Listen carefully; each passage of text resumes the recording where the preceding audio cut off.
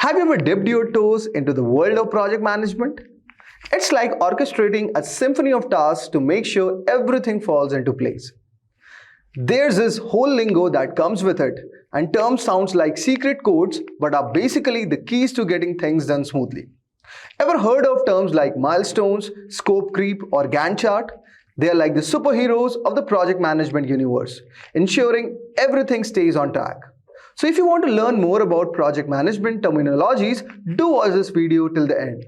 But before that, I request you guys to hit the subscribe button and click the bell icon so that you don't miss any further updates. So guys, let's start with what is project management. Project management is a systematic and disciplined approach to planning, executing, controlling, and completing the projects effectively and efficiently. It involves the application of knowledge, skills, tools, and techniques to meet the project's objective and also requirements. Project management encompasses a set of processes and activities designed to achieve specific goals within specified constraints such as time, cost, scope, quality, and risk.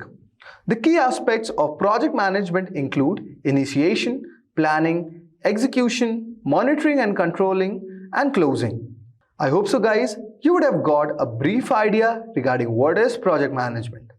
Now let's move on and understand certain project management terminologies. The first one we have all over here is stakeholders. Stakeholders are the individuals directly affected by ongoing work. This encompasses the project team, secondary teams adapting to new processes, and even high-level executives such as the company CEO who are concerned about the project's impact on overall business operations. Next we have is deliverables. Deliverables represent the tangible outcomes expected at the conclusion of a project. These can range from internal assets for team use to external facing products for customers. Examples of deliverables include a new product, a sales presentation, increased website traffic, or feature enhancement. Next we have all over here is dependencies. Dependencies refer to tasks contingent on the completion of other tasks. For instance, tasks like presenting a sales deck may be reliant on the prior approval from the legal team. Understanding and managing dependencies are crucial for maintaining the project flow. Next we have all over here is Gantt chart. A Gantt chart is a visual representation of a project's timeline. It offers an easily interpretable overview of project's life cycle and helps estimate completion dates for specific activities. Tasks are depicted as horizontal bars, illustrating their duration and enabling project managers to identify responsible individuals and timelines effectively. Next we have all over here is Key Performance Indicator or KPI. KPI are metrics that illustrate the progress of team toward predefined goals or project objectives. They serve as a straightforward measure to track project performance with examples ranging from open rates in email marketing to assess progress in specific areas.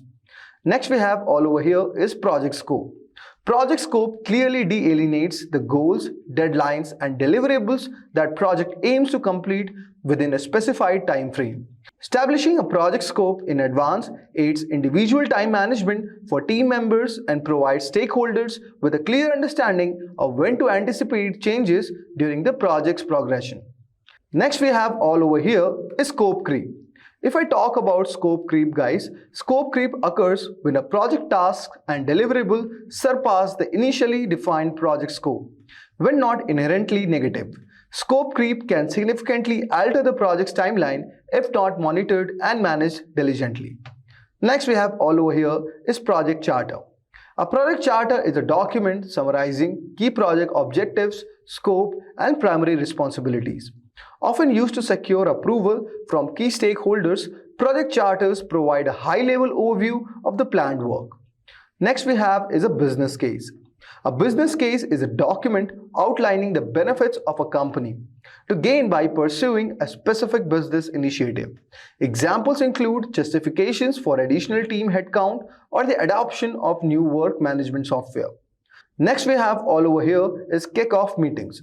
A kickoff meeting is an opportunity to bring together all the project stakeholders to ensure alignment on the project's plan.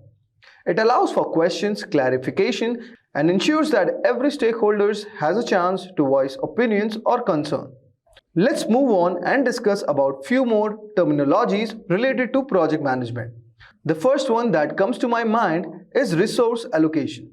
Resource allocation involves identifying specific resources such as time, budget, team members, equipment, and software available for a given project. It is a crucial aspect of effective project planning. Next, we have Agile and Waterfall model. If I talk about Agile is an iterative project management methodology particularly prevalent in software development. It emphasizes flexibility, working in smaller increments, and rapid adaptation to changing project needs. This approach ensures that adjustment to the product align with the evolving requirement of end users. Next, we have the waterfall model. The waterfall model is a linear project management approach where each project step relies on the completion of the previous one.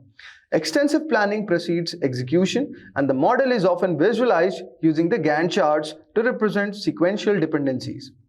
Next, we have all over here is contingency plan. If I talk about contingency plan is a predefined strategy to be implemented if the original project plan encounters challenges, serving as a plan B. Contingency plans are especially relevant for larger, more complex projects, provide assurance that the project can proceed smoothly in the face of unforeseen hiccups. Next, we have all over here, that is Kanban. If I talk about Kanban, guys, Kanban is a visual project management method often implemented through Kanban boards.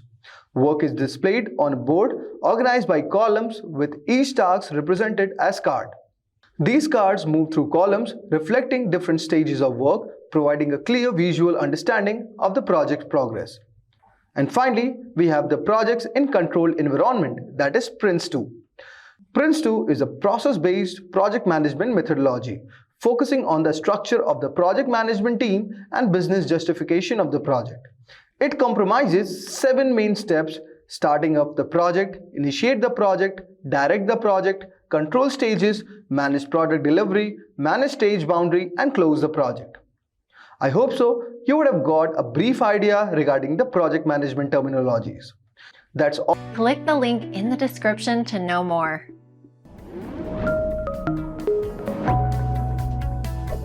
Hi there, if you like this video, subscribe to the Simplilearn YouTube channel and click here to watch similar videos. To nerd up and get certified, click here.